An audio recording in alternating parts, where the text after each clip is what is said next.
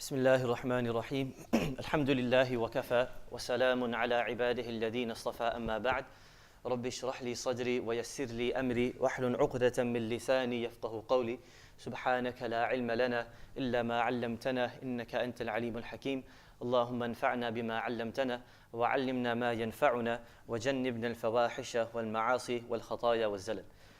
Assalamu alaikum wa rahmatullahi wa barakatuh, dear respected brothers, elders, fellow community members.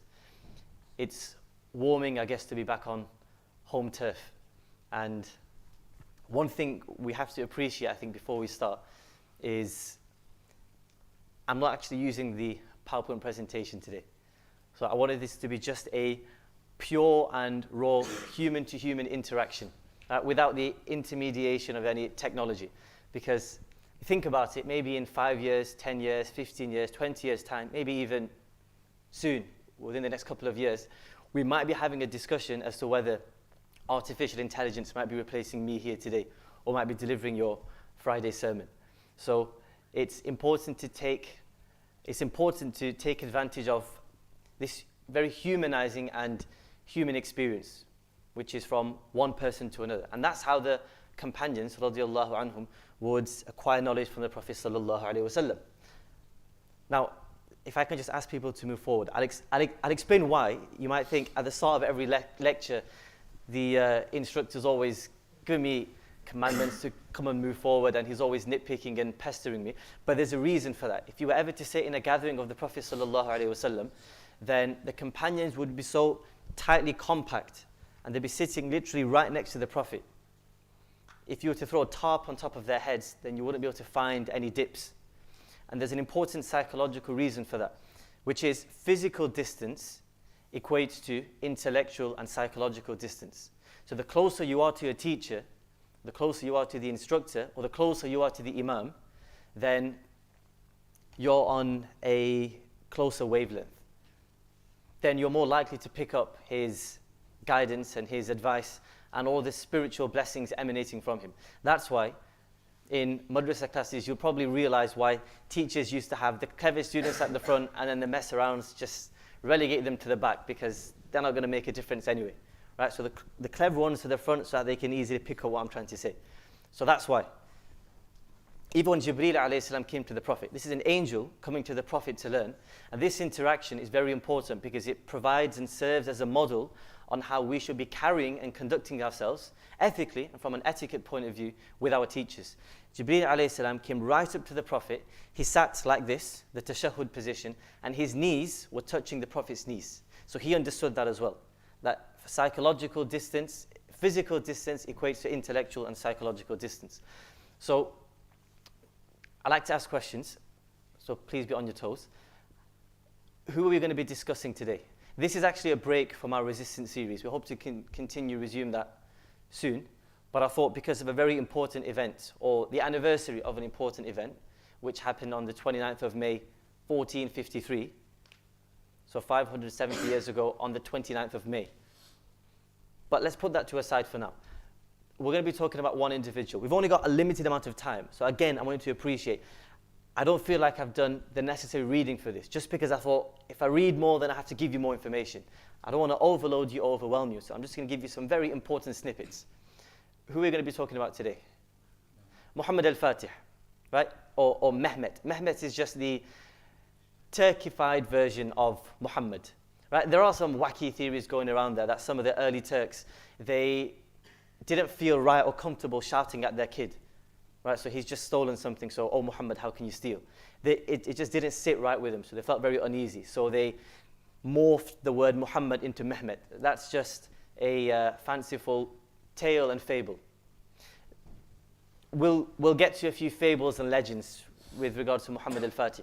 But one thing I want to make clear from the get-go here is, what is the philosophy of Islam when it comes to interacting, teaching, studying, and learning history? Very simply, Allah has actually summed it up in the Quran. And you'll be shocked by this fact. 1/3 of the Quran contains historical narratives. 1/3 of the Quran is made up of historical accounts, which is no surprise really, because what is Adam alayhi salam's story other than a chunk from history? What is Nuh alayhi salam's story other than an event from history? So the retelling of events from the previous prophets and the bygone nations and the interaction between Allah and the angels and the devil, that's all part of the remit of history. So 1/3 of the Quran contains historical accounts, which should tell you how important it is to study history. The fact that Allah has included history in His book validates the value history has, which is what we call the didactic value, which is what you can take back from it. The moral value of history. It's not to be read just so that you can compute and process lots of different facts and information and data and then reproduce them when it comes to an exam and then drain your brain and wipe your memory banks clean after the exam. It's for you to think, he did something amazing, how can I replicate it? Or he made a massive blunder, a forks pass as it's called, a huge mistake which had massive ramifications. How can I avoid that? So Allah sums it up very neatly in one verse. Just keep this verse in your mind. وَكُلًّا نَقُصُّ عَلَيْكَ مِنْ أَنْبَاءِ الرُّسُلِ. Allah says in this Quran, we've retold the stories of many different prophets. Then Allah tells you why He's done that. Not so that you can read them as a bedtime story, not for entertainment, not for amusement, but for 4 main reasons. Number 1, مَا نُثَبِّتُ بِهِ فُؤَادَكَ, so that we can give solace and give comfort, consolidate your heart. So you think the world's against you. You think everything's going awry. Nothing's going right. And then you read about people in the past and you feel like, you know what, he had something worse than me, but he still saw the light at the end of the tunnel. Or he still managed to find a way out. Allah still provided an escape for him. It gives consolidation to your heart. مَا نُثَبِّتُ بِهِ فُؤَادَكَ. Number 1, consolidation, comfort. For example, I'll give you a plain example. People think we're going through the worst moment in Palestinian history ever now, which is true to an extent. It's difficult and it's traumatic, but if you read about what happened during the First Crusade, then you'll just be glad that you didn't even have to live through those times, right? Not even in Jerusalem, but just hear about news. We feel traumatized when we read news about what's coming from Palestine. Now imagine if you were here in England in the year 1099, when the Crusaders marched all the way from Europe and they made their way into the old city in Jerusalem. They breached the citadel doors and they wreaked havoc, right? Imagine if you're receiving videos, right? And these accounts which have reached us from German monks who accompanied the Crusader soldiers. And in their own memoirs, they've said themselves, I feel ashamed to even have to replicate and reproduce these events and these pieces of information. Children were grabbed by the ankles and whirled over battlements. You had men, women, and children. These are innocent non-combatants who were lined up, and these inebriated, intoxicated, drunk crusaders, not drunk on wine, but drunk on a passion for Christianity, right? On being overzealous, enthusiasm for just blood. They were bloodthirsty people. And they would just hack people left, right, and center. The Crusader horses were wading knee-high in the blood of Muslims, Jews, and Christians. Not the Crusader soldiers themselves, their horses. And then you had mountains, pyramids rather, of skulls on every single street corner. So, okay, we have it bad today, but compared to then, nothing. It's just a dip in the ocean. But they managed to come out of that alive. They had Salahuddin. But the thing is, an important point here, right? This is where we understand. There's a very famous adage and proverb in Arabic, which is, ما جاء صلاح الدين إلا بعد صلاح الدين وما رجع صلاح الدين إلا بعد صلاح الدين. Salahuddin's name was actually Yusuf. Salahuddin is his epithet, title, which means the righteousness of religion. So the Arabic proverb says, the original Yusuf, Salahuddin, Yusuf the son of Ayub, he only appeared on the scene to save the Muslims when religion had been reformed, when religion had been resuscitated, when the spirit of Islam had been revived. Only then did he arrive on the scene. Otherwise, it's not possible for one man to do everything. He needs a team around him. He needs fellow Muslims. Now, how can those fellow Muslims be on the same wavelength if they're far from their religion? And then the proverb goes on to say, and another Salahuddin will not return until the religion first and foremost has been cleansed and purified and it's been resuscitated. Then, only then, will society bring about a Salahuddin. Heroes are the products of their societies. So it's not as if society was awful and terrible and then Salahuddin just emerged out of a vacuum. There was a conscious effort. He emerged after 50 years. So it took 50 years. It took 50 years for people to awaken from their slumber and to come out of their amnesia. And then, only then, did Salahuddin come. So we have to awaken ourselves and this dormant inner spirit of Islam if we want somebody to come to our rescue and to liberate Palestine. So that's مَا نُثَبِّتُ بِهِ فُؤَادُكَ. Number 2 is وَجَاءَكَ فِي هَذِهِ الْحَقِّ. This is important. Allah is saying, we narrate all of these stories of the prophets, وَجَاءَكَ فِي هَذِهِ الْحَقِّ. In all of these stories, you have only the truth and nothing but the truth. The retelling of events in the Quran, all of them are 100% accurate. All of them are 100% historically on point with surgical precision. Allah doesn't make any blunders. Allah doesn't try to airbrush details. Allah doesn't try to romanticize and fantasticate history. Allah doesn't want to create a picturesque image and a utopian, false utopian image to try and delude people into thinking that history's been amazing, history's been perfect, and people have always been amazing. It's just your particular time and your particular milieu and era in history where people are awful. If you think about it, in the Quran, there are actually only 3 incidents where you have a typical picturesque Disney-style happy ever after, or happy ending. With Yusuf alayhi salam, with the sleepers of the cave, and with Dhul Qarnayn, who was Cyrus the Great. Only 3. Right? Out of a third of the Quran which contains historical accounts, only 3.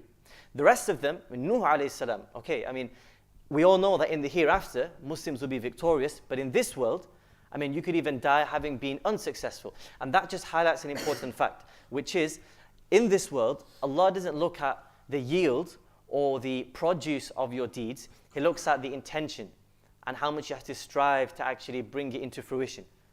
So you might go out, let's say, for example, meeting people door to door, and you don't meet a single person. You might feel disheartened. You might feel like you failed, but Allah looks at your intentions, and Allah knows that you put your soul and your heart into it. So He'll reward you for it, even though you might not have produced any results. So Nuh alayhi salam, Adam alayhi salam was kicked out of paradise. I mean, that is tragic in and of itself. Nuh alayhi salam, all the people of his area were killed. His own son died upon disbelief. Right? Yaqub alayhi salam, he had it difficult as well. All of these prophets had it difficult. Ayub alayhi salam, he was afflicted with an illness for his entire life.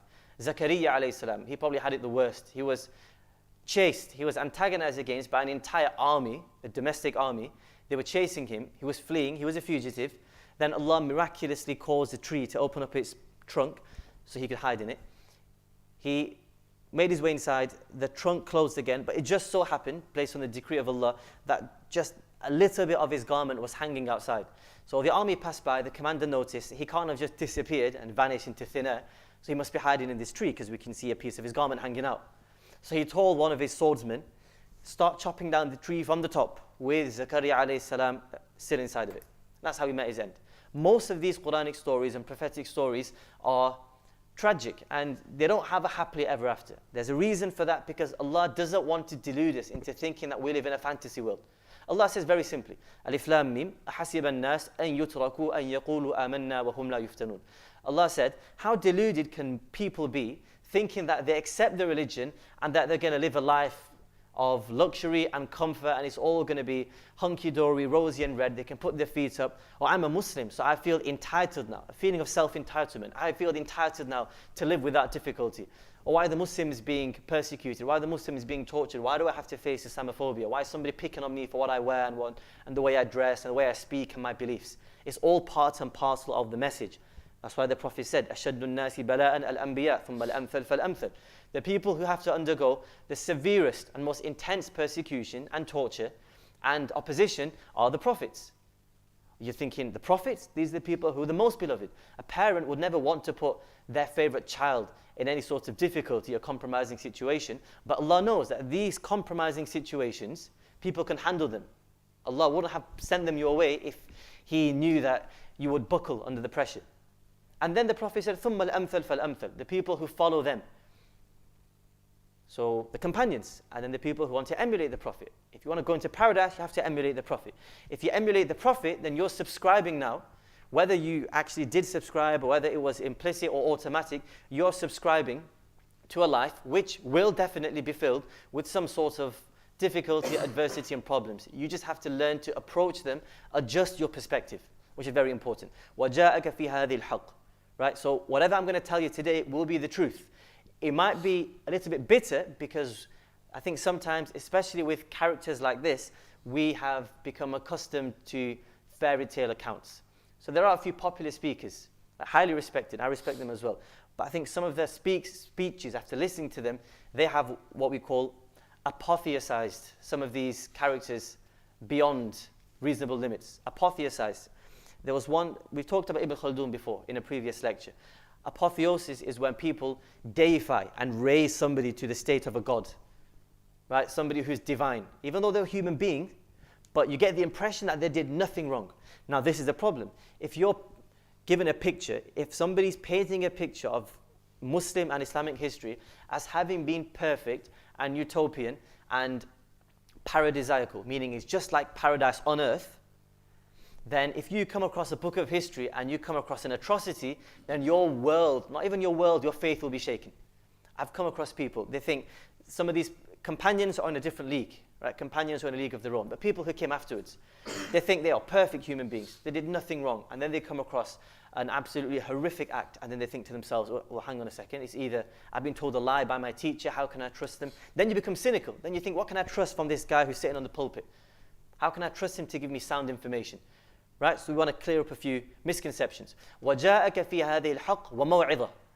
There is, in all of these events Allah has narrated, there is maw'idah, which is good advice and good counsel. So you should feel like you're taking something back today, not just information. وَذِكْرَى لِلْمُؤْمِنِينَ, and a reminder for the believers. From every single one of these sessions we've had, with Umar al-Mukhtar, then we had Abdul Qadir al-Jazairi, then Fakhri Pasha, now with Muhammad al-Fatih, the reminder that you should take back is very simple.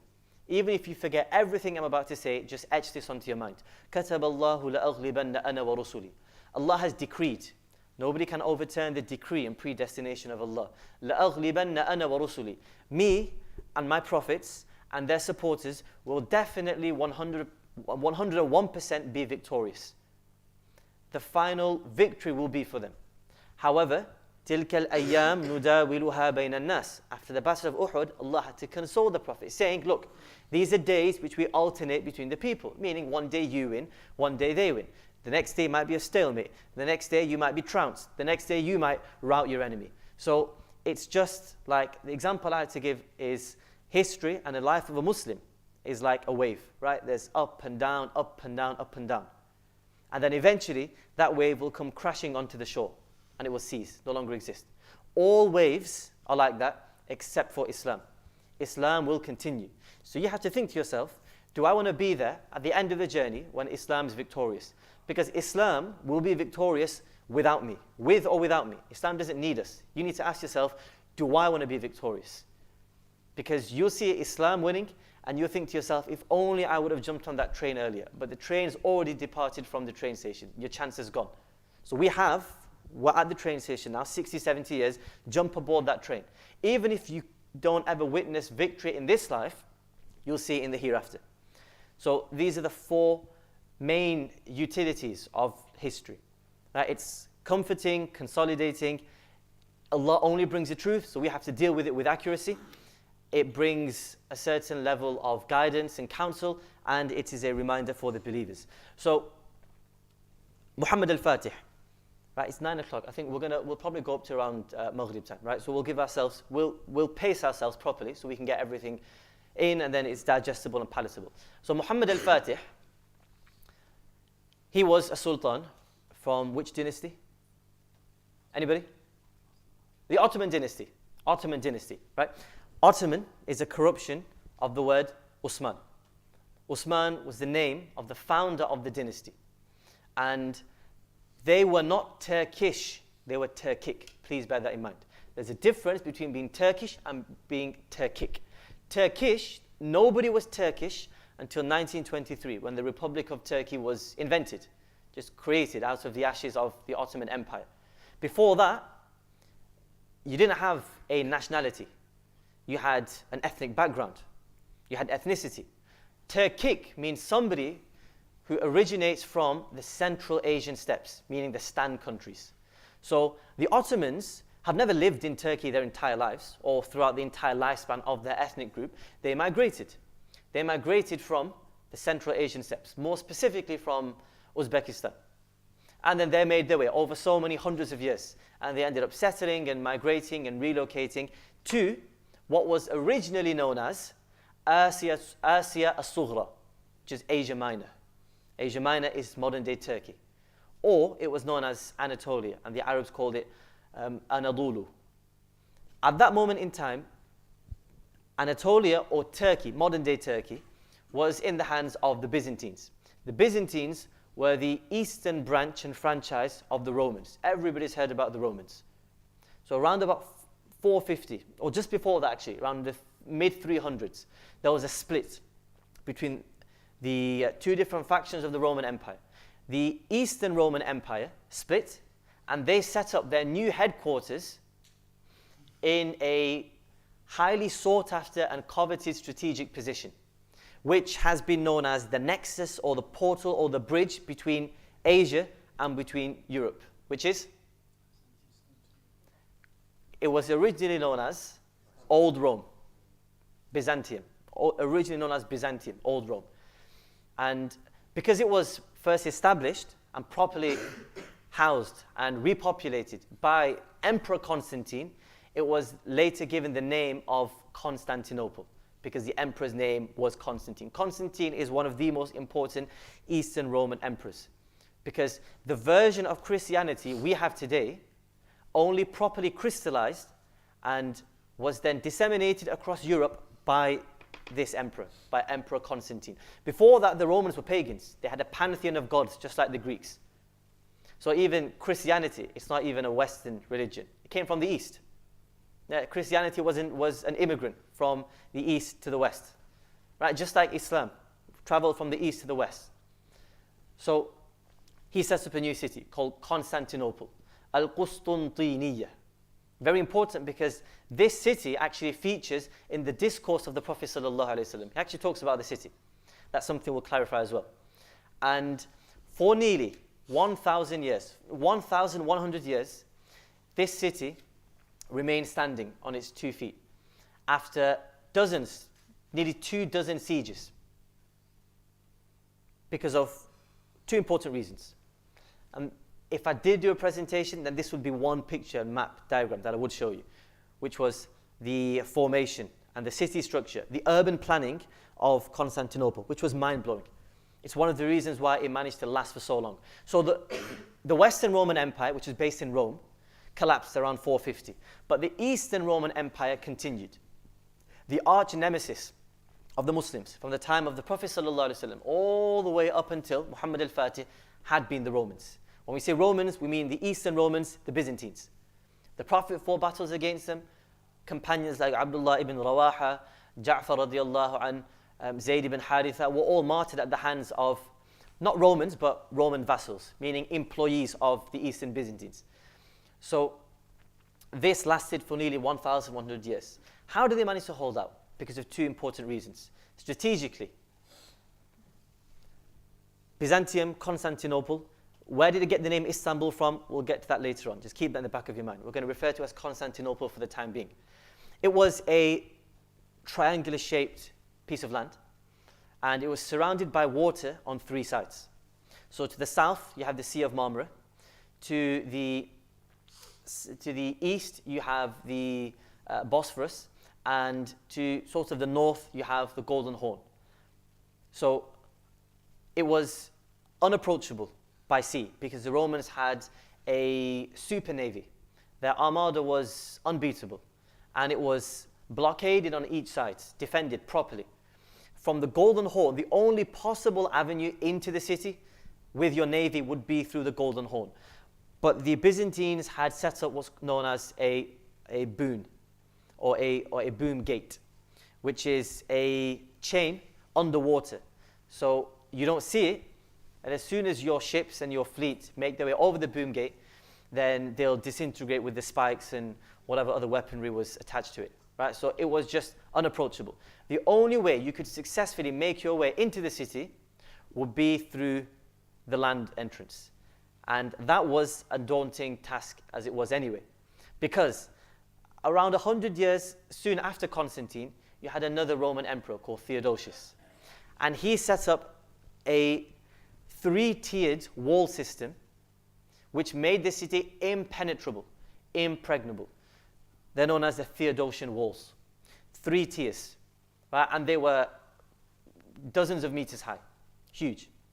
If you did manage to scale the first wall and end up into the first moat, then you would be isolated from your comrades behind you who were still on the battlefield, and then you'd face the wrath of volleys of archer fire from the defenders up top. So it was a suicide mission anyway.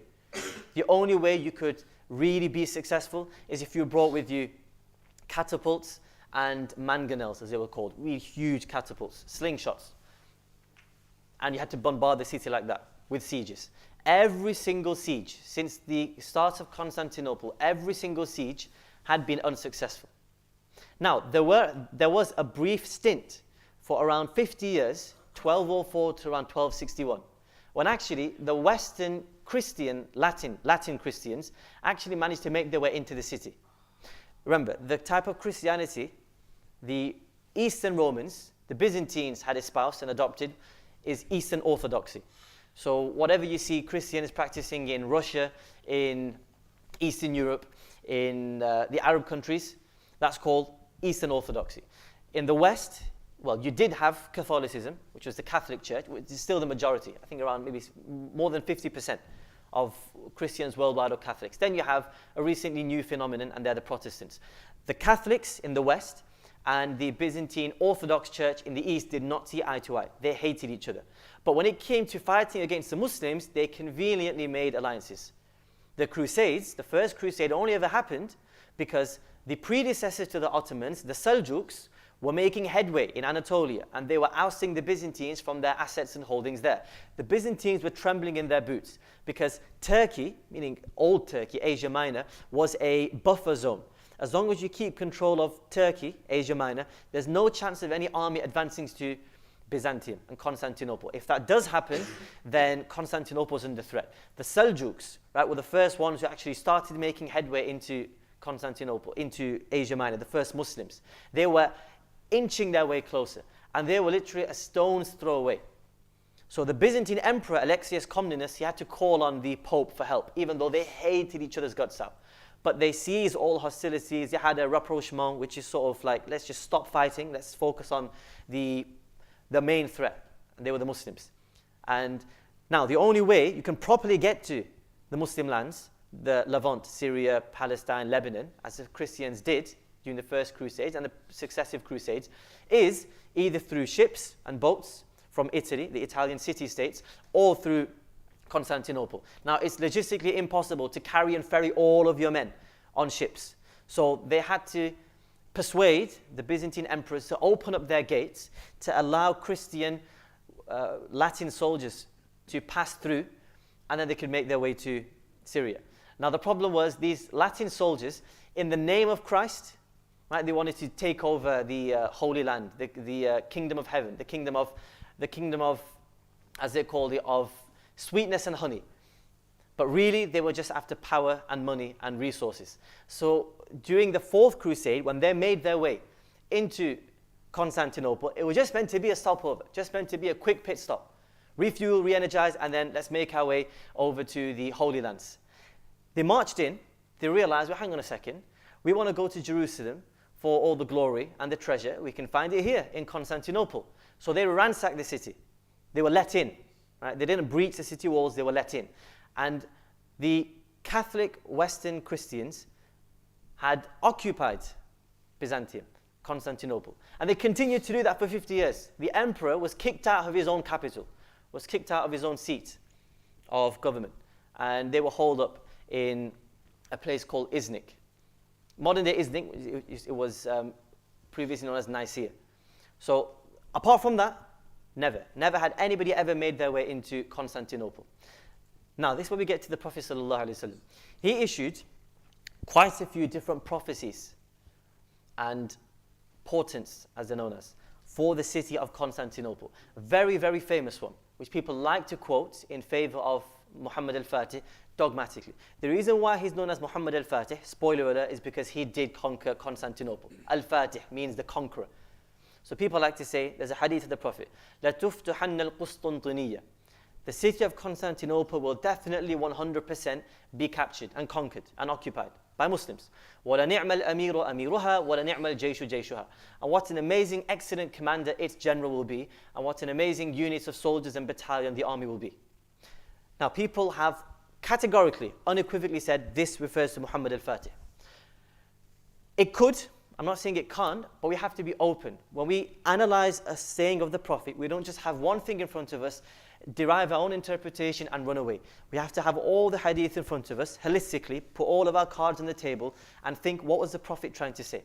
There are a host of other hadith which range from being authentic to weak to acceptable, which show that this hadith is most probably referring to the end of times, as we call it, eschatology, which is what's going to happen towards the end of times. And it's referring to the Armageddon, which is the all-out war which will break out towards the end.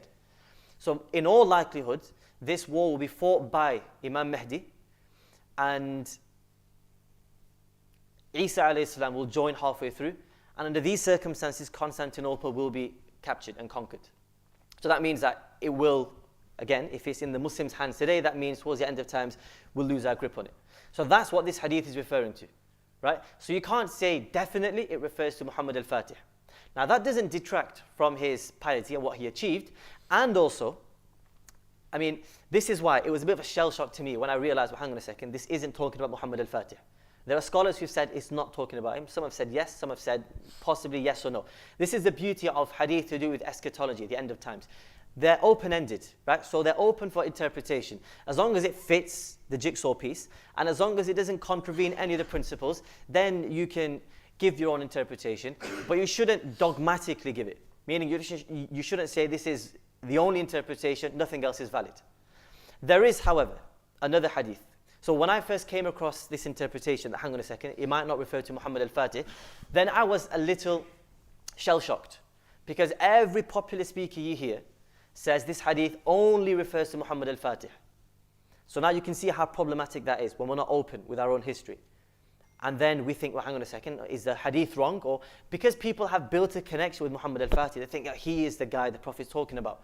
So people will try to pick faults with the hadith and say, no, the hadith is wrong, or scholars have interpreted it wrong, or people just aren't, they're too blind to these historical realities. In actual fact, we're blind to the realities, which is the reality of the hadith.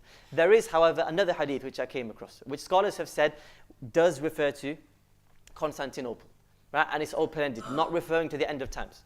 The Prophet said, a group from my nation, from my people, will surely attack Madinatul Qaysar, which is the city of the Caesar, the city, which is Constantinople, as commentators have said. فَمَغْفُورٌ لَهُمْ. They will be pardoned. Allah's forgiveness and acceptance of repentance will be 100% predestined and decreed for them. It will be reserved for them. This is where some scholars have said this refers to Muhammad al-Fatih, right? And this is point number 2, which is, it wasn't as if, this is the lesson I want to give, number 2. It wasn't as if for 800 years the Muslims thought, you know what, Constantinople, it's too far out of our reach. It's too far away. We don't have the logistical manpower. We don't have the firepower. We don't have the armament capabilities. You know what, let's just wait until the right man comes. There were almost 13 sieges initiated by the Muslims on the city of Constantinople until Muhammad al-Fatih managed to win. Do you know who the first one was initiated by? Before that, Muawiyah radiallahu anhu. Muawiyah radiallahu anhu. This was the year 650, around about 650. During the time of Uthman, the Caliphate of Uthman, the Muslims had their eyes set on Constantinople. So Muawiyah radiallahu anhu took a battalion of soldiers with him, and he had his fleet shadow him, and they camped up, but then because of some reason they had to pull back and withdraw. But they managed to bulldoze through Anatolia and make their way to Constantinople. That was the first time Muslims ever encamped outside the city. They didn't besiege it or attack it, but they were there. That accomplishment had now been achieved. Over the next 800 years, Muslims tried and failed, tried and failed, tried and failed. The famous companion, right? The second attack launched was in the year 668. This is when Muawiyah radiallahu anhu is now the caliph. Before, he was the viceroy of the Levant. Now he's the caliph, in charge of everything.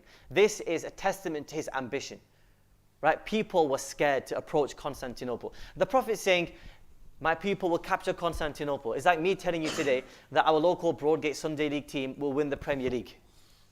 Will win the Champions League. Right? I can't remember what they're called now, but remember, I think I played a few games. The Broadgate had an Argentina tarp and it had a really fancy gold thing on it. I don't know if people remember. I think I used to, well, when I say play, I think I played one game in a tournament like 15 years ago or something. But it's like me telling you that the Broadgate team, you know, that Sabir used to coach, that team, they're going to win the Champions League. You'd think, just sit down. That's completely preposterous. It's just a fantasy idea. No chance. Never going to happen. Impossible. But it just shows, this is another proof that the Prophet is the true Prophet. It just strengthens the Prophet's authenticity. Right? And you can't just make any old claim like that and just expect and hope that, okay, maybe in the future it might come to fruition. The Prophet knew because he was given knowledge through divine means from Allah subhanahu wa ta'ala. So the Muslims tried and tried and tried. This second one, Muawiyah radiallahu anh, actually put his son, Yazid, the infamous Yazid, in charge.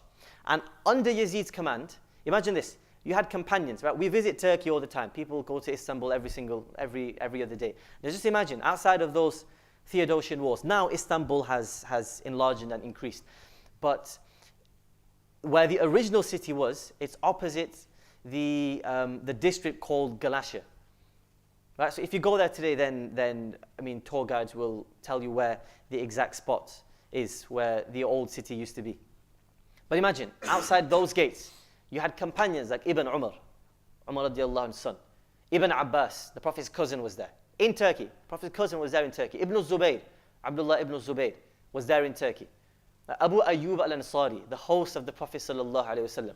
And he actually met his end. He passed away, not through fighting, but he passed away because of an illness during this siege in the year 668. The Muslims, this siege, besieged the city for 8 years straight. They were still unsuccessful. They would attack in the summer months, then withdraw to their staging ground, which was an island, because it was just too difficult. It was too difficult to stay there during the winter months. And then they'd come back for the next summer. They'd have a rotation, summer and winter operations. For 8 years, but they were still unsuccessful. Abu Ayyub al-Ansari, he made one last bequest. He said to Yazid, he told his companions around him, look, I'm going to do two things. First of all, I'm going to tell you a hadith of the Prophet ﷺ, which I've never told anybody ever before. And I wanted to keep it in my treasure chest until I passed away. And that is, the Prophet ﷺ said, if you don't sin, then Allah will replace you with another type of people or creatures who will sin, so that Allah can accept their forgiveness and enter them into paradise. It's very simple. Paradise and hellfire were both created for sinners. The only difference is between the residents of paradise and the residents of the hellfire is the inhabitants of paradise sinned, they said sorry to Allah, and Allah said that's fine, we're going to paradise. The people of the hellfire didn't. That's why these first 10 days of Dhul Hijjah, they are the season for forgiveness. So make sure you increase your daily litany 100 times istighfar in the morning and in the evening as well. The second thing he said was, look, I want you to bury me, take my body, bury me as close to the Theodosian walls as possible. Bury me as close as you can. So Yazid offered funeral prayers. They took his body and buried it as close to the walls as possible, and he was interred underneath the walls. The moment he was interred, this is a companion by the way, then a dazzling beacon, a beacon of light, emitted from his grave. And all the people of Constantinople, of the surrounding regions, could see. And they were dazzled by the light. When people asked, where's the light coming from? They said, this is a companion of the Prophet whose people are besieging our city now. And some people actually accepted Islam because of that, some Roman citizens. Then when people realized we have a companion of this Prophet Muhammad buried outside of our walls, then the Roman citizens for the next 800 years actually took his grave as a good omen. They attached positive superstitions to the grave. So whenever, these are non-Muslim Christian citizens, whenever the city of Constantinople faced a drought, they would actually go to the grave of Abu Ayyub al-Ansari and petition for God's help through the intercession of somebody they don't even class as a true believer. But this continued for 800 years. For 800 years, Abu Ayyub al-Ansari was waiting for somebody to find him. And the one to find it was Muhammad al-Fatih. 13 sieges, one after the other. They tried, they failed, they tried, they failed. This is lesson number 1, which is if you want to effect positive change anywhere in your life, in your relationships, in your workplace, in society, in community, in the world at large, then you have to be in it for the long haul. You have to be willing to play the long game. It took the Muslims 800 years. It didn't happen overnight. The problem with us is we are very hasty. We want instant gratification. We want to see results straight away. We want to see an overnight change. And if we don't, then we'll think there's no point me even trying. Let's just put it to one side and move on to the next thing. The Prophet ﷺ said, hastiness is from the devil, but patient deliberation is from Allah subhanahu wa ta'ala. Meaning, you've got everybody has goals and ambitions and dreams. What most people don't have is a plan of action. What most people don't have is a system. How can I achieve those goals? So you have to sit down and think to yourself, look, I want to achieve X, Y, and Z. So how can I do that? Right? How can I arrange my time properly? How can I manage my relationships properly? How can I save and be economic and frugal with my money? And then you have to carry on. Slowly but surely you reach your end goal. If I plant a sapling, then I can't expect to see it fully grown the next morning. I have to constantly water it, make sure it's getting enough sunlight, make sure it's receiving the right nutrients. Then, not even in my lifetime, I might not even see it grow in my lifetime, but at least I've set up a system and at least I've set up a plan in place to achieve my goals. So that's a very important lesson we can learn from this, which is if you are frustrated, you're not seeing results. If you're annoyed and irritated and agitated, that you're not producing the desired effects, then strike your anger and your frustration onto the anvil of long-term planning. Think to yourself, you know what? I'm not going to delude myself by assuming that I can see results tomorrow or the day after that. You have to be in it for the long haul, just like the Muslims. And their patience did pay off. 800 years of bloodshed, of losses, of casualties. They lost companions. Companions died in those sieges. But it was for a higher objective, a greater good. So now we get to the man himself, Muhammad al-Fatih. I'll distill what we need to say here. So Muhammad al-Fatih's father, anybody know what his name was? Not Orhan. Orhan was the son of Usman. Just to give you a reference for chronology, we're talking about the mid-1400s here. His name was Murad II. Murad II. And he was amazing. He was really calm, cool, composed, and calculated. The Ottomans had just come out of what's known as the interregnum. For 10 years, they were fighting with one another, a civil war. So he had to bring stability back. He had to consolidate land. He had to retrieve and reclaim land which had been lost to other pretenders and other detractors and other opponents.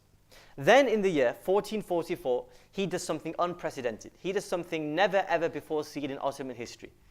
He says to his cabinet around him, you know what, I've had enough. It's time for me to retire. He was just tired and exhausted. So he's the first Ottoman Sultan. Sultan just means a power holder, to abdicate. And he stepped down. People were shocked because he'd done so well. Usually, if you were in office, you would hold that office until you died. You would hold that incumbency until you were either forced off of the podium or until death took you away. But here he stepped down out of his own accord. Because he thought to himself, my 15-year-old son, Muhammad, who was stationed as a governor in another province, I think it was Manisa, it was in East Turkey, he's ready for the job. Muhammad al-Fatih came onto the throne as a sultan. Immediately there was distrust. Imagine, right, if you were a seasoned veteran, the first minister's name was Shandarli Halil Pasha, or Khalil Pasha, but Ottoman Turks don't have a K, so Halil Pasha was his name. He was from a noble, long-standing family of Turkish aristocrats and military men who'd served the Ottoman sultans for decades. Now imagine you've just been the employee of Murad II, and now his 15-year-old son is now your boss, is your employer. So people didn't like it. People saw it as a sign of weakness. The Europeans thought, you know what, this is the perfect opportunity to capitalize and exploit the weakness of this young child, this adolescent child. So no sooner did the Western Christian Latin world receive news that Muhammad al-Fatih, 15-year-old, is now on the throne, they mobilize a huge, massive force. They mobilize a massive force, crusader force, to storm the Ottoman lands and wrench it away from them, to defeat them once and for all. Halil Pasha, he was having none of it. So when news reached the Ottomans, the armies on the move, crusader armies on the move, it was led by a Hungarian, and this is a Hungarian national legend. What you notice is, in most of the Eastern European countries, a lot of their national heroes and legends are actually anti-Ottoman figures. There's a reason for that, not because of bad treatment from the Ottomans when the Balkans were eventually secured and brought under Ottoman control and suzerainty, but because of propaganda by Western powers like France and Russia and England during the 1800s. They wanted to weaken the Ottomans. How do you weaken the Ottomans? Well, tell the Bosnians, tell the Greeks, tell the Hungarians, tell the Bulgarians that, you know what, the Ottomans are no good for you. So why don't you form your own nation states? Pull away, secede from the Ottoman Empire. So nationalistic tendencies flared up and people thought, you know what, the Ottomans are awful people. We want our own independence. Whereas they forgot 300, 400 years of Ottoman welfare schemes and Ottoman development and upkeeping of their lands. The Ottomans were extremely tolerant. Right? You could find in one town Christians, Jews, and Muslims living side by side together. If you want to see a model and a template for community coexistence and cohesion, have a look at the Ottoman Empire and in the Balkans. So anyway, John Hunyadi was his name. He was a Hungarian. He was leading the crusade. Then Khalil Pasha had no reliance and trust in Mehmet al-Fatih's abilities.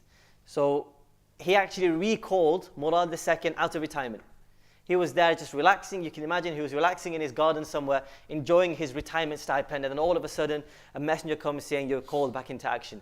He jumped straight into the front lines. He didn't even go to the headquarters, which was Edirne, or Adrianopolis, which is close to the modern-day border with Bulgaria. He's still in Turkey. He went straight to the front lines in Bulgaria, a place called Varna today, and defeated the Crusaders. And then he went back into retirement. Muhammad al-Fatih comes back onto the throne. Right? He now feels the need to prove himself because nobody's trusting him, nobody's on the same wavelength as him, especially all of these seasoned veteran ministers. So one of the first things he does is an awful move, is he debases the quality of the silver coin. So he reduces the silver content of the silver coin by 10% because he wants more money. It's like inflation. He's printing more money. If you have less silver content, that means you have more silver to make more coins with. But that means that the quality of the silver coin is obviously less. So the value decreases. He wanted to mint and produce more currency and money so he could send it to his defense budget, right? Because people now see that 15-year-old's on the throne, so he's going to have opposition coming from all sides. His troops, right, the secret weapon of the Ottomans, the elite royal guard. Anybody know the name of the elite royal guard? The Janissaries, that was their name, the Janissaries, right? They were one of the first professional forces to have firearms. And it was muskets, so really long, old weapons that you had to pour gunpowder into and then shoot.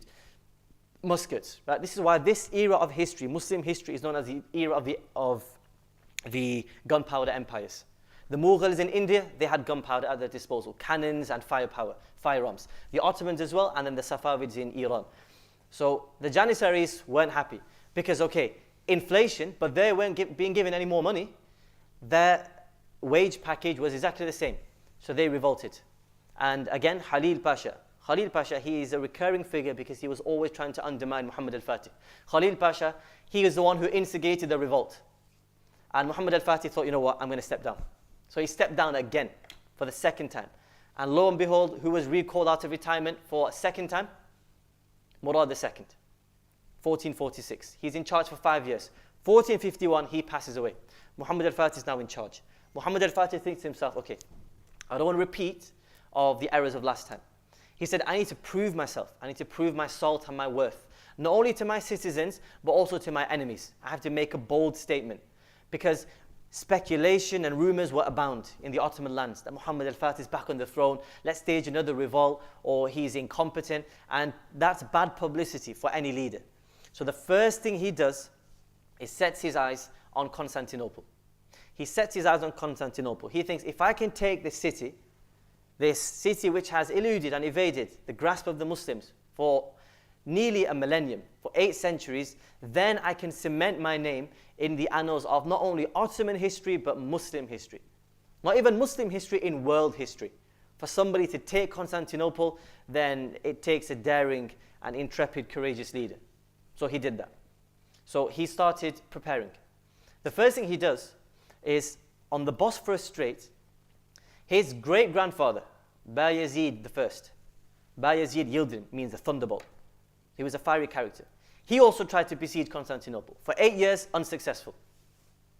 He was called to another front, the Eastern Front, because of a bloodthirsty warlord called Timur, or Tamerlane. So Bayezid created a fortress on the Bosphorus to act as a chokehold to prevent supplies reaching the Byzantines, to sort of strangle them into submission with his siege. Muhammad al-Fatih created and constructed another fortress opposite, called Rumeli Hisari, which is the fortress of iron. And if people have been to Istanbul, then you'll see that today, on the Bosphorus Strait. It was about 50 kilometers upstream. That way, from the Black Sea, no supplies, no munitions, no provisions, no food, nothing could reach Constantinople. The problem was this: it would still take years to deplete the stock and the reserves of Constantinople. Years he didn't have. Let me just remind you here, this is a massive gamble. If Muhammad al-Fatih loses, the Ottoman Empire are finished. So he was putting a lot on the line for this. And surprise, surprise, who do you think was always eating his head in at every step of the way? Shandarli Halil Pasha. He didn't like it. He thought that he was too ambitious. He's going to put the state in jeopardy. Just play it cool and safe and don't make all of these risky moves. Right? And he met a fitting fate. So he needed something. He needed a special weapon. There was a Hungarian engineer, and he approached the Byzantine emperor at that time. His name was Constantine the 11th. And he said, I've got designs and schematics for a massive, huge, wall-destroying cannon. It was called, he named his child, his brainchild, the Basilica, which is the royal, just meaning the royal city destroyer. And he said, I can sell it to you if you want. Constantine said, it's too expensive, I don't want it. So he went to Muhammad al-Fatih. He said, I've got designs for a huge, massive cannon. So he said, bring it on, I'll take it. He paid an extortionate amount.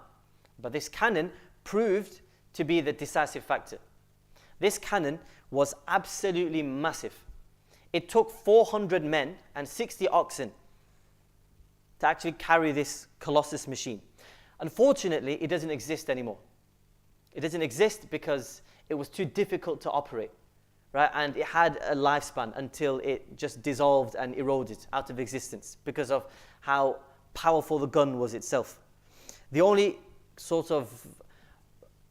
the closest thing we have today is the Dardanelles gun, which was used in World War I, but it's very similar. You can find it in museums as well. The cannon had to be loaded with a ball, which was 1,200 pounds in weight. And that ball could be shot up to a mile. The range of that huge cannonball was 1 mile. The problem was the cannon would very quickly overheat, which would cause the cannon itself to crack. So it could only be shot 3 times in a day. And it eventually broke after 6 months. So Muhammad al-Fatih only had a window of 6 months to penetrate the Theodosian walls. So eventually he marched out with 160,000 soldiers, with his elite janissaries. He had Christian soldiers as well with him from his vassal states in the Balkans, and they all made their way to Constantinople. Now, Constantinople was a shadow of its former self. It was still a royal city. All the power and pomp and glory was restricted to the inside. But outside, the Byzantines' influence, zero, nothing. They had no power. The Ottomans had made headway into the Balkans. They were now slowly taking over the entirety of Anatolia. Byzantium, Constantinople, was just a small island in the middle. But it was an irritating island because Ottoman troops found it difficult to pass because the troops from Constantinople, the defenses, would terrorize and harass Ottoman troops and the navy. So to ensure smoother conquest into the Balkans, Constantinople had to be taken out of the equation. So with 160,000 soldiers, he makes his way to the walls. And he also has his heavy super cannon with him. Now the thing is, there was disarray within the walls of Constantinople. Anyway, Constantine the 11th, as soon as he heard that Muhammad al-Fatih has set his eyes on the red apple, the phrase red apple, meaning something you covet, a prize which is sought after, it comes from the Ottomans, because they called Constantinople a red apple. Something that was their prized objective. It was always in their crosshairs. So they marched their way up until the gates. And the first thing Constantine did when he heard that the army is fast approaching, he sent a letter to the Pope in Rome, and he said, you know what, I'm willing to renounce Eastern Orthodoxy and become a Catholic, if you can just send me help and assistance and a relief force. So troops were sent from Venice, from Genoa, from Spain as well. And the first thing they did when they made their way into the city, they went to Hagia Sophia, which was that time a basilica, a royal church. And the king, Constantine, the emperor, he then formally converted to Roman Catholicism, or East or Western Catholicism. So he carried out all of these different rituals. He was now a Catholic. The Eastern Orthodox leading Christian figure in Constantinople, he was outraged. There were riots in the streets. How can you renounce your religion just for a political expedience? So there were riots in the street, and most of these Greek Orthodox Christians, they actually packed up and left. They left the city of Constantinople. To Emperor Constantine's detriment, they took most of the munitions with them. They took most of the weapons with them. So now they were left in the lurch. Luckily, the troops came. The relief force from Spain, from Genoa, from Venice, from the Italian city-states. But the Byzantines were in no fighting shape. Muhammad al-Fatih begins his siege. And it lasts for roughly around 50 days. Now the problem was, the walls were still impenetrable. The walls were still impregnable. His cannon was doing its job, but it wasn't delivering the decisive blow. He needed a miracle to help him turn the tide of the battle. And a miracle did come in the form of his ingenuity. This is one of those military tactics and strategies which only ever comes once in history and can never, ever, ever be replicated after that. The district of Galatia was conveniently close to the Bosphorus Strait. So Muhammad al-Fatih ordered his admirals and his navy and his sailors to dock the ships, anchor them, his navy. His navy had been blockading the city, but because of the boom gate, they couldn't gain access. So he advised his troops to disembark from the ships and anchor them onto the shore. Cut down as many trees as you can to form logs. So you have lots of different logs. Then, using these logs, smear them with grease and fat and butter and make tracks out of them. Place these logs underneath your ships. We're not talking about a small boat here or a small rubber dinghy. We're talking about a huge, massive warship. There were dozens of these warships, by the way. Place these warships on top of these new tracks and carry them over the hills, bypassing the boom gate, bypassing the defenses, and then you can then thrust them straight into the harbour of Constantinople. You can take the enemy by surprise. Now imagine if your commander told you to do that. You'd think he's lost his plot. He's lost his mind. There's no chance that strategy would even work. Right? Imagine moving a ship. Right? Imagine trying to take a car. Imagine in Blackburn, I'll give you an example. Imagine in Blackburn trying to push a car up the hills of Blackburn. Now, it's very, very difficult. Now imagine a ship which is probably 50 million times the size of a small car. Right? Up a mountain, back down, all the while having to move around stealthily so that you're not alerting your presence to the guards. And then the ships were plonked into the Constantinople harbour. But they managed to do that. This was the brainchild. This was an ingenious strategical move from Muhammad al-Fatih. This is what won him the war. The next morning, imagine you're a Roman soldier. You wake up in the morning, the ships out in front of you are no longer there. You turn around, they're behind you, and they started to pulverize the defenses. Once the Byzantines were preoccupied on the waterfront, then it gave some breathing space for the soldiers on the land front as well. But this is where the second lesson comes into play, which is, we'll probably finish off on this one here. The second lesson which came into play. Muhammad al-Fatih, early on, he was quite a mess around when he was a governor. Right? His father actually had to send a scholar called Sheikh Shihabuddin with a plank of wood or a metal rod or something. So the private tutors of Muhammad al-Fatih in his area where he was governing, they said, you know what, we're going to teach him statecraft, we're going to teach him diplomacy, we're going to teach him politics, we're going to teach him Islamic law and the Islamic sciences. He was just uninterested in studying. He was more interested in running his area, his province. So all of the scholars complained to Murad II. Murad II called a scholar called Sheikh Shihabuddin and said, right, here's a metal rod or wooden plank, whatever it was. I'm giving you full permission. I'm giving you a blank check. Go to Muhammad al-Fatih, teach him. If he doesn't, then I give you permission to beat him. I give you permission to chastise him. So Muhammad al-Fatih was approached by the scholar, and this is early on in his age. He was a mollycoddled, pampered prince. Imagine somebody telling a prince that your father's given me permission to beat you up, physically chastise you, scold you. Muhammad al-Fatih laughed in his face. He said, there's no chance he's ever going to touch me. I'm untouchable. I'm the prince. The scholar gave him a few slaps and he sat down in his place. Then he carried on studying. He actually became a scholar. Muhammad al-Fatih, he is actually classed as one of the scholars of his age in prophetic statements, in the hadith sciences, in Islamic law, in the Quranic studies as well, in poetry. He even has a collection of his own poetry. So he had one main influence, and this is the point I want to get to. He had one main influence, and that was his scholar, personal tutor, Sheikh Aq Shamsuddin. Right? All of the Ottomans, they were religious, they were scholarly, most of them, majority of them. And they were all actually Sufis as well. They actually pledged their allegiance to a Sufi mentor and Sheikh, as we call bay'ah, all of them. They used to have the special litany of dhikr to do in a day. They used to go to the khanqa, the Sufi lodges, and they used to meet with their sheikh, and they used to carry out collective dhikr majlis like you have here on a Tuesday.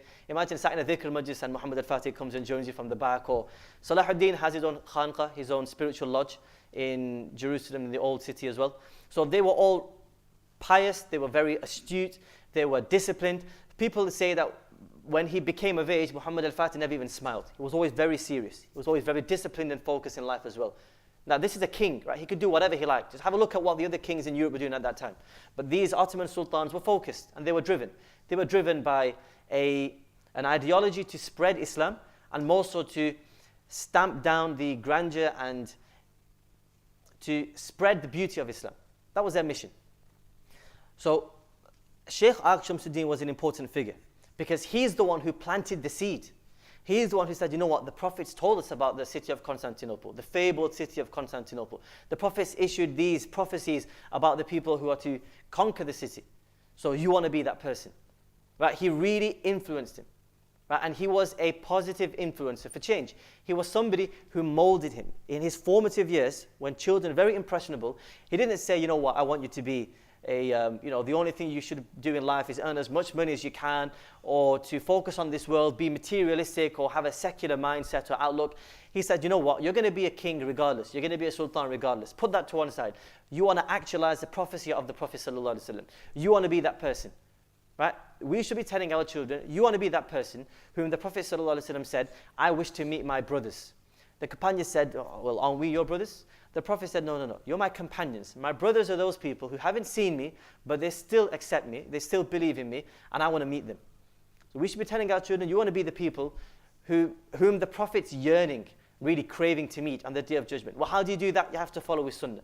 If you follow his sunnah, then you can drink from his blessed palms on the Day of Judgment. So Sheikh Aq Shamsuddin planted the seed. Now during the conquest, the Byzantines were gaining a temporary upper hand, right, before the city was conquered. And they were elated, the defenders, when battleships were sent by the Pope as reinforcements. The Ottomans were scared. This is when, right, you get to finally make a distinction between people you should be surrounding yourself with and people you just need to just push aside, people you need to repel and repulse from your gathering and from your inner circle. So some people were starting to doubt the conquest. An emergency meeting was convened, and most of his commanders actually reproached Sultan Muhammad al-Fatih, saying, you've just brought us into a suicide mission. You've sent us on a death errand. We're going to face our demise here, and dying with us will be the Ottoman state. Right? You were just really reckless and churlish and childish in wanting to take Constantinople.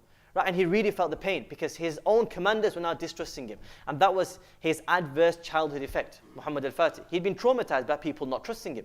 He wanted to prove himself. Right? So this is another third point here. You should never belittle or put down your child.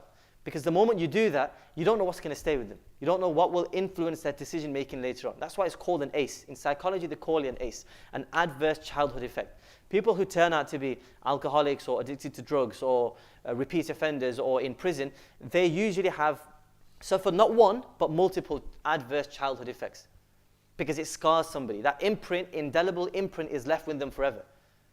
In this instance, it worked out in favor of Muhammad al-Fatih because it pushed him to take Constantinople. So he needed consolidation, he needed comfort. We'll finish on this. He made his way to Sheikh Shamsuddin, right? And he said, you know what, send a message to the Sheikh, what should I do? What should I do in this instance, right? Maybe I really have made a rash decision. Should I pull my troops back? Should we just abort the siege here? The Sheikh said one word to him, or just one phrase, Allah will give you victory. But it didn't work. Because Sultan Muhammad al-Fatih said, well, that's not enough, right? How am I going to satisfy my troops with that? So he said, you know what, let me have an audience with the Sheikh. The Sheikh had his own tent. He had his own guards outside his tent as well, his own bouncers, his own doormen as well. The Sheikh said, don't let anybody come inside the tent. So instead, the Sheikh said, let me send a message out. Let me send a message out and you give this to Muhammad al-Fatih. The message was very simple, right? I'll read it out, it's in Arabic here. Huwa al-mu'izzun nasir. He said, give this to Muhammad al-Fatih. Allah subhanahu wa ta'ala is the assistant, Allah subhanahu wa ta'ala is the victor. إن حادثة تلك السفن قد أحدث في القلوب التكسيد والملامة وأحدث في الكفار الفرح والشماتة. He said, look, the arrival of reinforcements may have given a glimmer of hope to the enemies and may have dampened the morale of your soldiers. But he said, إن القضية الثابتة هي. He said, never forget this one principle of life, which is إن العبد يدبر والله يقدر والحكم لله. That's all he said. He said, man will plan, man will make all of his grand strategies, but at the end of the day, whatever Allah subhanahu wa ta'ala has decreed will take place. And he said, إن الحكم لله. He said, the final decision, the final say today will be for Allah. Allah will grant you victory. And he said, وَلَقَدْ لَجَأْنَا إِلَى اللَّهِ. This is why he was so confident that we will receive victory. He said, وَلَقَدْ لَجَأْنَا إِلَى اللَّهِ. We turn to Allah all the time. How can Allah let us down? وَتَلَوْنَا الْقُرْآنَ الْكَرِيمِ. We read the Quran all day. How can Allah turn down people who read the Quran? وَمَا هِيَ إِلَّا سَنَةً مِنَ النَّوْمِ. This is just a moment of slumber. It's just a moment which will pass, just a little dip in our lives in the course of the siege, and Allah will give us victory soon. And this gave confidence and encouragement and hope to Muhammad al-Fatih. He resumed the siege. He was just about to enter into the city when he saw the walls were starting to crumble and collapse. He wanted to give the good news to his sheikh. He went to his sheikh. The guards weren't letting him come in. He was adamant, I'm the sultan. He said, no, you're not getting in. He went around with a small knife, made an incision in the tent and looked, and his sheikh was there in prostration. He was weeping with his eyes filled with tears, saying, oh Allah, give the Muslims victory. At that moment in time, a soldier came running saying the walls have crumbled, we've breached the defenses and we've made our way into Constantinople. This is the story of the siege of Constantinople. When Muhammad al-Fatih converted the Basilica, Hagia Sophia, into a mosque, the first scholar to deliver the Friday sermon was Sheikh Shamsuddin. The third and final lesson, scholars are indispensable. You need to make sure you're consulting scholars. You need to make sure you have scholars on board in your life, because that shows to Allah that you're willing to take the right course of action. That shows to Allah that I don't know what the right course of action is, I don't know how to please you, but I do know a scholar will know. And scholars will tell us things we might not even have thought of. Scholars will give us reinforcement and they'll strengthen our resolve and our fortitude. Scholars will give us a much needed boost. So make sure you find your own sheikh, make sure you find your own scholar and stick to him.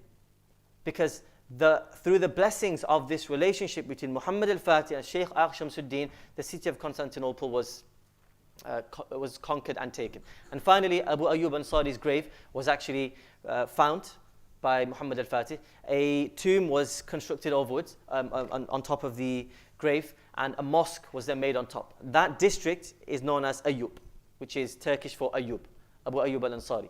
So these three lessons are very important, which is long-term planning, Make sure you, number 2, very important, you keep contact with the scholar. And number 3, which is don't ever put down a child. Just to leave you on this point here. What happened to Shandali Halil Pasha? Right? In the end, it ended up transpiring that he was actually colluding with the defenders to try and